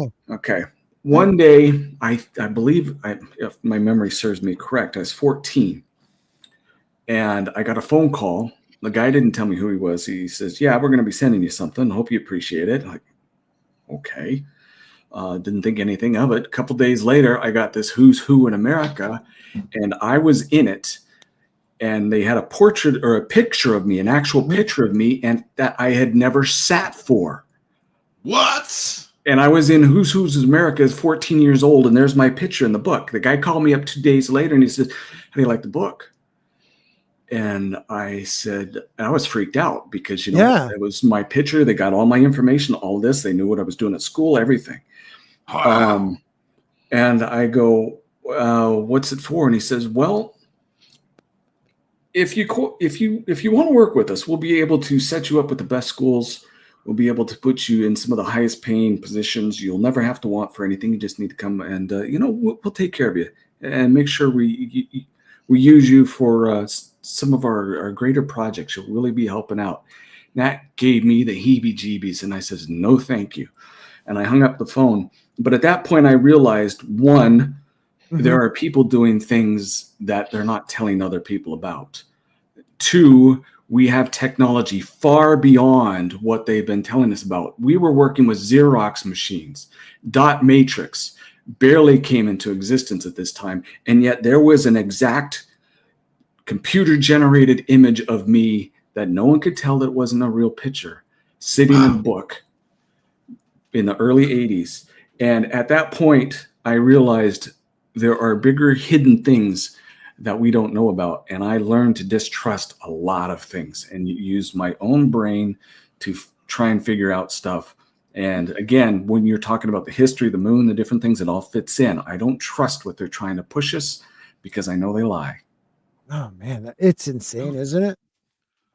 I mean, what does that feel like when something? What do you feel? What does your mind tell your intuition like when you see something like that? That's astounding. Oh, like I mean, well, I come to find out I know what it's all about, and I know why it happened and why they came after me, but I am not going to share it. Okay. I told Loki about it, and some of you guys know I'm sick, so if I ever pass away, Loki will share it with you guys, but I'm not going to. One, right now, everything I showed you right now is already sounding really unbelievable. And if you knew the rest of it, you probably wouldn't believe it at all. So I'll just I would let it go. Oh, I believe it, bro. I do. I absolutely do. Anyway, there's that. But yeah, that's trust amazing. Very little what you're being told by the powers that be because they have agendas that aren't necessarily in your best interest. Especially when it comes to, because you guys study the same thing. It goes along with these. You talked about the magnetic pole shift and the ancient catastrophes, and my personal belief is that most of this stuff, if not all of it, is stuff from us. And the UFOs and the different things that we're seeing is probably part of our civilization that broke away at the time of some of these catastrophes. Still exist, but didn't bother to monkey with the plebs. Right. You know? Right. And yeah. We're starting to pick up on some of this stuff. Or if you're religious and you know Christ came to this planet, this would be a heck of a sightseeing place to come and watch all these people destroying themselves in Armageddon, saying, oh yeah, there goes those stupid humans. So it all fits. All that information's there. Everything's there. It just depends on your interpretation of it, but it's all there. And you're probably not wrong so long as you're not listening to the government or most of your colleges nowadays. Yep. Well said, sir. Let's see. All right. We have somebody else we're going to listen to on here real quick. Very interesting back and forth we get here. I believe if this is the one. Mr. Moskowitz, who will be recognized for 5 minutes of questioning. Don't go away. Thank you, Madam Chairwoman. So, Mr. Gold, you gave a whole diatribe for a couple of minutes about UAPs, science, data collection, stigma. A lot of non-believers in all of this would just ask. I'm sorry. Is his name Mousewitz? Moskowitz. Moskowitz. Yeah. Because he looks kind of mousy. Okay. Sorry. Very pointed face. A very simple question. Yeah. Why? Why is it so hard? Right? Like, why are people, anytime they ask, why are they always thwarted? Why are they always judged? Why is they always have misinformation spread? Why is there always retribution? Why is it always met with an ear? What's the why? If it doesn't exist, why is it such a problem? I think if you go through the history of science, Representative, it is always difficult for breakthroughs and new information, regardless of whether it's UAP or any other kind of discovery. And in science, we're supposed to be open, but when you break with the orthodoxy of what's believed, whether it's Galileo saying that the Earth doesn't rotate or the Earth rotates around the sun or the sun doesn't rotate around the Earth, it's always challenging for new beliefs and more extraordinary. That's it right there. I mean, that is one of the most, I mean, he sounds smart like me. It is one of the most important things if you're learning about this stuff new or you don't really think about it.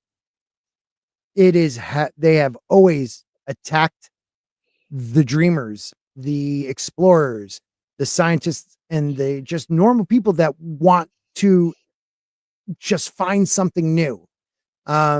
You know, they put you on trial. They've killed and executed and destroyed people's lives. The guy who I want to say the guy who came up with the tectonic plate theory, or it was the separations of the continents. They were once together, continental drift, was destroyed for 2 decades at least, destroyed his career, ridiculed, ended up being proven most likely right. You never know. Someone can come out with new science, but he won a Nobel Prize for it in science. He was like 90 or 90 something years old. And they asked him what does this mean to you? And he pretty much said, I just wish all my detractors and people against me lived long enough to see this, because they destroyed him. I mean, the guy was luckily won that prize. He ended his life a little happy, but they just destroy people, man. They do. And a lot of it has to do with agendas, people wanting to hide the truth, and people that will fight vehemently for their own truth, for how they see things, no matter if it's in contradiction to facts or evidence or not. And you're right, it's a shame. The search for knowledge shouldn't be something that is vilified or attacked. If anything, if you want to discredit someone's idea, then provide a counter argument, but you don't have to destroy someone's character in order to do that. It's we go all too often as human beings into destroying someone themselves instead of going after the idea. 12-inch Lando. Yeah, you're right. 12 inches. 12 inches is here. Yeah. Soul Lando had his Assassin. talents. Yeah, he did. Soul Assassin asked, Galileo was under a very long house arrest and died of an illness. He wasn't burned. They wanted to discredit him over a long period of time. There was a guy, right? Yeah. Please go ahead. No, and eventually, when you do that, when you sequester someone, and eventually the need for connection or the need to freaking live without being attacked all the time will cause a person to break and then rebuke what they were saying, and I think that's what they were trying to do with Galileo. Yeah. Which philosopher had to take hemlock? He was sentenced to death and was given hemlock. One of the Greek. Looking it up. Was it Socrates or Plato? Aristotle? Aristotle, Plato, one of them. It was one of those three. Bill and Ted's Excellent Adventure. Okay, let's play a little bit more of this. Sorry about that. Let's back that up just a hair. Socrates. It's always challenging for new beliefs. And the more extraordinary those discoveries, the more extraordinary those new beliefs, it's very difficult. So I think this is natural. There's natural conservatism that when it comes to science, but this issue in particular has been very difficult where, again, even to attempt to study it becomes problematic. But every hearing like this, every news report, every video, documentaries, I was privileged to be a part of something Dan Fair is putting together. I think many of us have interviewed for it, documentary over 30 different government officials. Every brick in the wall will help get us closer to getting to the truth. I appreciate that. Mr. Elizondo, did I have that correct? Sir. I'm a recovering lawyer, so I'm going to put my hat on for a second. You said you signed a document. Love that. Who gave that to you? The U.S. government, sir. Okay. You have a copy of it? It is stored in the SCIF right now. I do not have possession of it. The U.S. government does. What department of the U.S. government gave you this document? I will say the Department of Defense. Unfortunately, I can't say in this forum much more than that. You specifically said the document said you can't talk about crash retrieval. Well, you can't talk about Fight Club if there's no Fight Club. Do you get what he just said? That is brilliant. Yeah. You can't talk about crash retrieval. Now, if this document is real and they have it, why would they put that in there if it's not real? I mean, that's proof right there. If the U.S. government made him sign something that says he can't talk about crash retrieval, alien, UAP crash retrieval, doesn't that kind of tell you that it has happened? No, it means there's nothing to see here, Scott. What are you? You're not reading between the lines here. It means there's nothing there. There's absolutely nothing to talk about. There's no evidence of nothing. Nothing's been going on because you have to sign this, and we might kill you if you talk about it. Yeah, yes. That's it. That's it. Yeah, and I don't know if you're talking about Elizondo. I don't know. I thought at first he was disinformation specialist, but now I'm starting to believe maybe he isn't, or he turned to the right side. I don't know. It's tough. It's tough for me to figure that one out. 36 people stopped by X. We have 24 people watching on YouTube and 33 on Rumbles. Thank you guys very much. Please, whatever platform you're on, follow me and like this and share it out. You'll be able to view it again when we are done. All right, let's finish with Mr. Mousewith. Correct. Okay, I'm just making an observation. Yes, sir. So that document that you signed, that you said exists, specifically said you Great can't talk suit. about crash Great retrieval. suit. Correct, sir. It was a limitation on because already I'd been speaking publicly about the topic.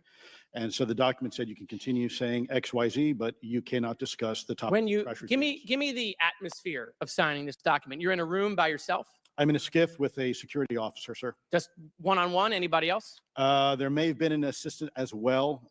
It was in a skiff within a Department of Defense facility. Give me your background real quick. My background is I went to school to study microbiology and immunology, entered into the U.S. Army, and after a very short stint in military intelligence, I became a counterintelligence special agent. As a civilian, later on, I became a special agent in charge, running investigations in counterterrorism and counterespionage primarily, with some experience in counterinsurgency and counter-narcotics. And then in 2009 timeframe, when I came back to the Pentagon after a tour with the Director of National Intelligence, I quickly became part of a program that was originally called OSAP that evolved into the program now called ATIP, which is where those videos that we now see, the Go Fast, the Gimbal, the FLIR, that was part of our effort, sir. Right. So you're not some conspiracy theorist. You actually have a legitimate background. Well, sir, I'm certainly not a conspiracy theorist. I'm fact-based, just say facts. So when you're in this room, I want to paint the picture for everybody. You're in this room, you're by yourself, you're in a skiff, you're handed a document. How long is the document? It's about a page front and back. So basically you have some things they call trigraphs, which I cannot, again, talk. How long were you given to sign the document? As long as I needed, sir. And what if you didn't sign it?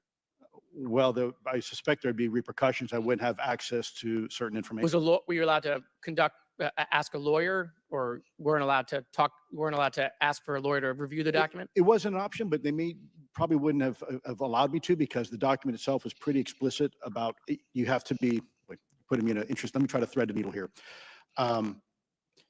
There are certain documents that we have in the U.S. government that allow people to have access to certain programs, whether it's a special, and I'm going to be very generic here, whether it's a special access program or a controlled access program, STAP, CAP, whatnot. How many people have to sign that document? It depends how many people are going to get access to the information, sir. Okay. Last question, doctor. Real quick, there's so many levels of bureaucracy, and I'm wondering how many of those people that signed this document were elected officials. Because it seems to me the elected officials that are on this, on this committee, they don't know a lot. It's those people that have been in Washington for 20, 30, 40, 50 years. It's some governmental job that wasn't elected that has so much damn power to hold information that even presidents are scared to talk about it. That needs to end. And I hope Trump does what he says, moving departments out of Washington into, middle America. And, those people can move, but most likely won't. Washington is too much of this hub bubble of secrecy and backstabbing, and we need a more honest place. Washington was supposed to be that spot. It was supposed to be the mecca of our republic, or constitutional republic, or democracy, if you want to look at it that way. And it's turned into agendas. And it's people are supposed to serve their country and leave, go home, go back to whatever your chosen profession was. Politics was not supposed to be a way of life. Right. Well, you said something key there too. Serve your government, not or serve your country, not serve your government. Right. Mhm. Right. And that's what people miss when, JFK is one of the greatest quotes, don't ask what your country can do for you, what you can do for your country. He didn't say government. you know? And that's probably one reason he was no longer with us. It's One just among many. one of them. Yeah, exactly. It's just, it's sad that it's become a place where electing someone really isn't the strength of it. We brought up Trump. Yeah, I think it was culture brought up Trump being the new Washington. George Washington, yeah. George Washington is one of the greatest men, no matter what his life, because he owned slaves, and he was a man of his time, even though on his death he freed a certain amount, and on his wife's death freed the rest. There are black spots on everybody's, but he is one of the only generals, conquerors in history that handed the power back to the people. Legitimately, he could have been Caesar, but he decided against that. Adams wanted to call him the excellent president, or something more royal sounding. No, it is Mr. Right. President. And if until FDR, commie, went for that third term, everyone followed suit. He gave power back twice. It's amazing. He could have been king, and they wanted him to be king. And he was like, no, I believe in this experiment. Let us not, I don't care what side you fall on, left, right, center. Let us not forget that. They are trying to make us forget this experiment actually is working. And they've been doing really good job the last 20 years. We can't allow it to happen. Thank God Trump won. Say what you say about him, but I felt like if the other side won, it was going, this is mine, YouTube, Rumble, you're cool with it. A puppet regime, and just keep moving the cog of freaking government going, the dollars. And I think that why I have a bit more faith in Trump's administration uncovering more of this is for two simple reasons. One, the first time he governed, he was trying to run the country like a business, not Yeah. realizing the levels of deception and secrecy that there are. Trusting people he shouldn't. Exactly. And the other is he owes no one a thing but the American people who put him in office. Amen. He's not serving the future of the Republican Party. I'm sure he would be very happy if his administration was followed by Vance, Vivek, whatever, but he doesn't care. Look who he appointed this time. I mean, just putting RFK in the position he wants him in, I mean, that could just be a dagger in the back of big pharma, big food. I mean, he is not Don't get me trying to help. started there. Oh, my we'll word, talk about that's it a whole another show. time. And from just the small amount of time that my son's been doing some advanced research, I mean, give the pharmaceutical industry back to the scientists, not to Yeah. the businessmen. Yeah.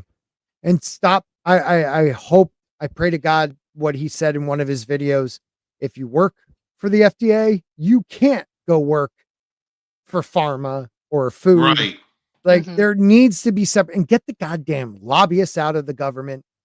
Bring it back to, you're working for the people of your community and you're going to bat for us. Local elections matter, people. All right, let's finish up what he was going to say, and then we might wrap it up. We can always do a little more Real of this quick. next week. Can you tell us about the Omaha incident in greater detail? I've read your background, right? Some people would label you as a member of the deep state, since you worked in government for a long period of time. But can you tell us more about that incident? You've written a lot about that. I wrote a lot about incidents like it, Congressman, but that specific incident involved the USS Omaha, the littoral combat ship of the U.S. Navy operating off Southern California. I don't remember the exact date. It was within the last decade. And what the watchstanders on the bridge observed was a UAP, again, something that was aloft but had no observable exhaust or control surfaces. So it was something that couldn't be explained. And then they saw it enter the water from the atmosphere and going through the air-sea interface. And so thus exhibiting transmedium travel. Thank you. I yield back. Thank you. Yeah. Pretty interesting, right? I mean, Yeah. there's a lot out there going on, man. It's exciting. It's exciting. Let's just go around your thoughts on what this was all about. This hearing seemed a little bit more low key, but I felt like the people involved in the committee really do want answers. It's good that there's a shift happening right now, in which people are asking more questions, feeling more confident in doing so. I think that has to do with the tone of the times. I come at things from a spiritual perspective, and we are actually right now going through a very turbulent period and entering into a 19-year period where truth, authenticity are going to come to the forefront. And I think it's something that we need very much, socially, economically, and in the world. So to see the push begin and these questions being asked, and those, like, I liked how they said, people would label you as deep state. These are terms that are just being openly said in forums that they would have been vilified in before or been hush-hushed about. And it's good to see.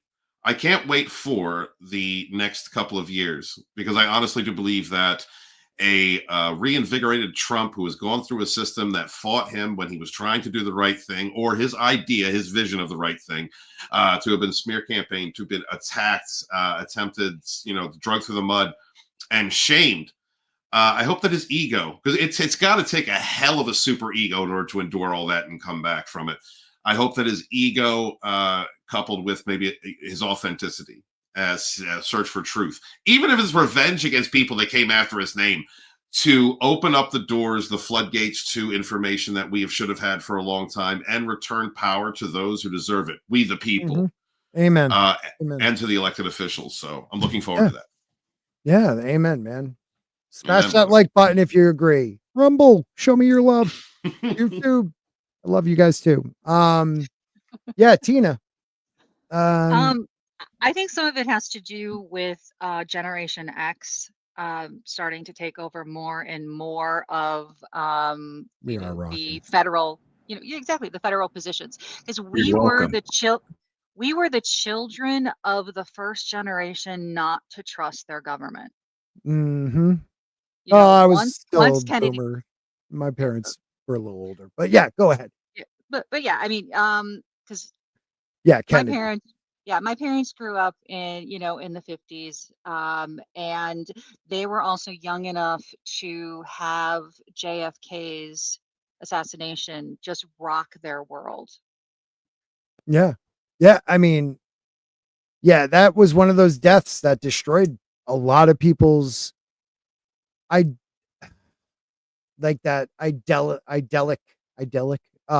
idea of America. Mm-hmm. I mean, they killed a president, and it was filmed, and then I also believe that's when the news really showed you they weren't going to try to find the truth. They were just they were just going to get the views from that. It's pretty sad. Absolutely. Adega? Yes. What do you think about, will we get disclosure by 2030? I always try and look at things at multiple perspectives. I am a very religious man, but I look at everybody's perspective just to be, and then Steve was sitting there saying about his spiritual release, the 19 years, that type of thing. If you look at it from a religious aspect, especially the Christians, where it talks about all will be revealed and it will be shouted from the rooftops. And back in the day when those were written, what was shouted from the rooftops? I guess that's their best equivalent to saying, hey, it's going to be all over the airwaves, over the internet, through people's, televisions. I do believe we're going to see, personal opinion, I do believe we're going to see a lot of things that we don't expect. And just to kind of give you a hint, because I don't want to get into it now, it's a whole nother subject. And I think I heard you talk briefly about it one time when you still would get in trouble for it. But you ever wonder why Bush was completely quiet about this election? And then you kind of think about 9/11 a little bit. Some things may come out that might, terrify shake, them. rattle, and roll a little bit. So I'm looking forward to it. I think it's going to be fun one way or another. It will be, man. It will be. You know, why do you think Cheney also came out and backed a Democratic president? Ain't that some shit? I know. There's been bricks coming out of that guy's butt for quite a while, you know. Oh my God. I mean, and the terrifying thing was that the left accepted it and loved it. And I remember we were all screaming that dude should be in prison for the weapons of mass destruction lie that killed tens of thousands, hundreds of thousands of people, including American lives. I mean, it just, you know, two wars that one, you know, one just ended with us leaving so much of our military power over there. It's just, it's so ridiculous. Matt, it what's did up, dude? nothing except for take lives and spend money. That's Yes. all it did. And they made money. You know, talking about horrible people. I mean, how many P. Diddy party goers were supporting that? You know, like there's a lot of things that need to be hidden that only the system that has been in place for so long, covering up each other's lies and covering each other's evils. They need that system in place in order to protect the lies. This is not the time of lies. We are coming into a time of truth. Yes. And I think that Trump being elected and people speaking up and speaking out is entirely a part of that. And I can't wait for it. This is going to be a fun time, y'all. Get ready. The next decade is going to be a hoot. It is. I mean, the Mayans told us that this is a next phase of humanity. There's already been 4. This will be the 5th, I believe. And I do. It's either we're going to awaken to something higher. May it be your God or your spiritual or even just cerebral. Or we're going to fail. And I believe that I know people are like, it's just an election. Whoever won, it doesn't matter. No, this was a major one. I never go with this is the biggest one in my lifetime. This was the biggest one in my lifetime that I remember. Because I know the Carter to Reagan one was pretty huge too, but I just believe that the lie would have been solidified if he lost. Whatever that lie is, would have been solidified. And seeing the world fall in line and realize, oh shit, Zelensky, I'm ready for peace. I mean, there was an article with Zelensky that said he believes peace is more will happen with Trump in office. Like, this is the guy who took $200 billion and was getting paid by the Americans. You know what I mean? It's brilliant how things are happening. I hope the truth comes out. I hope he's a man of his word. I believe he will do it. Amen. God bless America and all you Western world people and Eastern world people that are free in the mind. I don't know what I was trying to say. I got to show this real quick because I love X now. The community notes are the best. Here,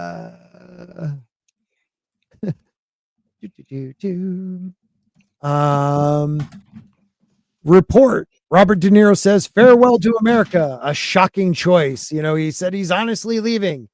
Readers added, it's a lie. It's a lie. It's been fact checked. He's a bitch. Like all the others that said they would leave. They would leave if Trump would. I'm leaving. That's what the children do when they're upset with mommy and daddy. They don't stop their feet and don't get what they want. They step on a Lego and they start freaking out and spitting out SpaghettiOs like the grown toddlers that they are. It's all emotional reactivity to destabilized people. They're not right in the head. They're all liars. They are. They are. Yeah, Subhuman 84. That is not, well, maybe a little bit of a conspiracy. He's a pagan man. It doesn't mean pagan. Yeah, it doesn't mean he's unfortunately UK voted for a tyrant. I know, I feel bad, but I feel like we may have just helped you guys for the next one. Man,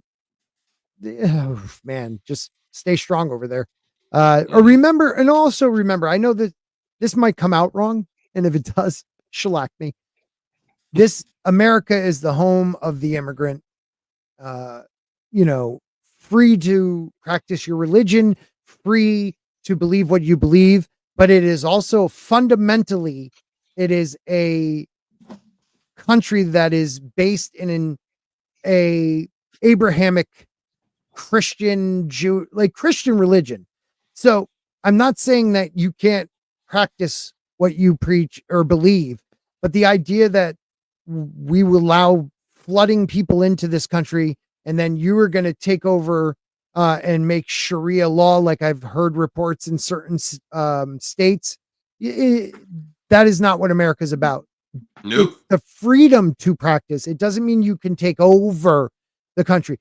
Assimilate everybody, like the Italians, like the Irish, like everybody else has prior. Like we assimilate and we grow from your experiences and take where it's like it's spice of life. You take a little from here, a little from there, show us the best of your culture, assimilate it in, and we can move forward. The idea you're going to overcome this country and change it fundamentally, I hope that is not true, because it is not about Christian. Yeah, it's not about, like, don't focus on the Christianity part, focus on the morals that it was based on.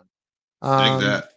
You know what I mean? Like, you could be a pagan, I didn't even mean to do it that time, a pagan man, and I respect that is your decision, but we're not going to have a warlock, as president.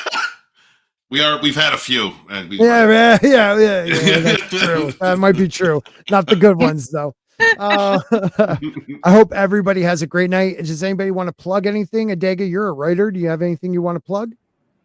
Yeah, just this week, I actually consider this my opus magnum.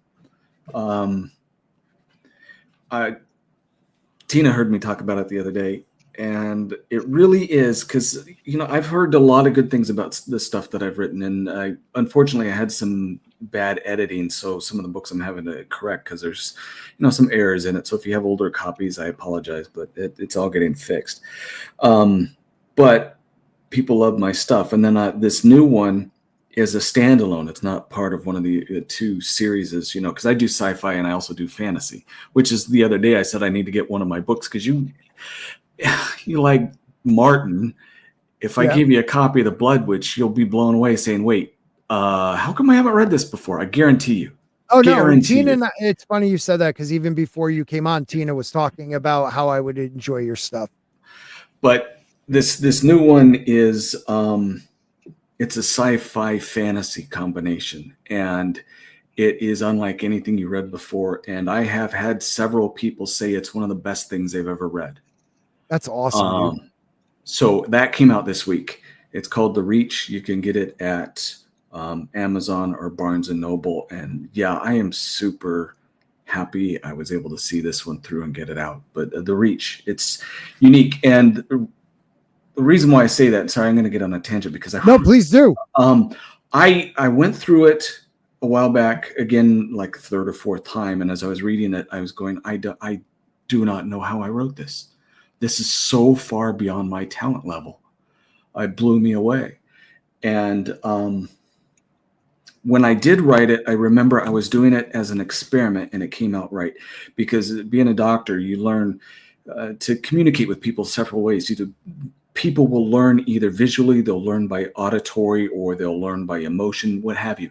And when I wrote this, I tried to make sure in every single line or in every single paragraph, there was something that had each one of those in there. So it didn't matter who was reading it, they were going to pick it up, and it worked. So awesome. Yeah, if you guys, just telling you, yeah, you will not be disappointed. And this book too, on the back cover is fan art. This lady, a school teacher, had got the story, and she says, here, this is for you. I made it because this is, and she depicted really, really close in art what the story was about. And so that's awesome. That's so cool, dude. That is so cool. All right, man. That's me. Guys, follow Adega, YouTube, X, wherever he is. Make sure you guys check him out. I gotta figure out how to get links where I could read them in the private chat. I don't know what that is. Sorry. I tried to share the link to Amazon, and it's like 3.5 million lines long, but put it in the chat. Well, if you can go to Barnes and Noble or Barnes and Noble or Amazon, yeah, you just type in Adega Outlaw, The Reach, And yeah, that's the fan art right there on the back. That's Nice. gorgeous, And man. my artist switched it to be the other universe. Basically, it's two people reaching across time and dimensions through thought and trying to help each other. Nice. Oh, like the lake house? Oh, I didn't say that. Oh yeah, it is too. I see what you're saying now. It's too long. Okay. Guys, go to Idega, or you just listen to what he just said, but Idega has X and YouTube. Check him out. Support content creators, guys. They told us make it yourself. Well, he went out there and did it. So please support him. That's awesome. Tina, Steven, anything? Guys, if you are into spiritual topics or tarot, check out my new channel, Lodonis Ravenwolf. Just put in Lodonis Ravenwolf as it's spelled right there. And thank you guys so much for being here. Greatly appreciate you. Be good to yourselves. Be good to each other. And never again suffer those fools. Amen. And Tina. I'm the boring one to end on. So basically, wherever you see Scott, I'll be there. Plus, also Stalking fact. That's a fact. I just wanted to make sure people knew it was a fact, Tina. But then Friday early evening, I'm on Vinny Art's channel for the Friday Underground, and then Good a couple hours after that, I'm on Ascendant Art Podcast, the Slender Dad and Little Chad's channel. Brahma Bull's on there. That 70s rock fan. Culture stops by. Med Cheesemo stops by, depending on the time of month. So it's just an awesome place to hang out in the chat, and you guys are very, very entertaining. So come visit us there. Amen. Amen.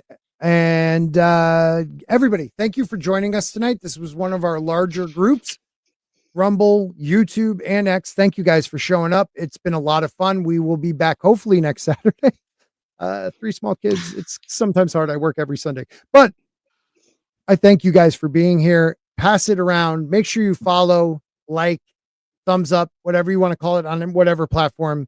Let's grow content creators, the small channels. Let's get us some big ones out of it. All right. Take care, everybody. See you next week.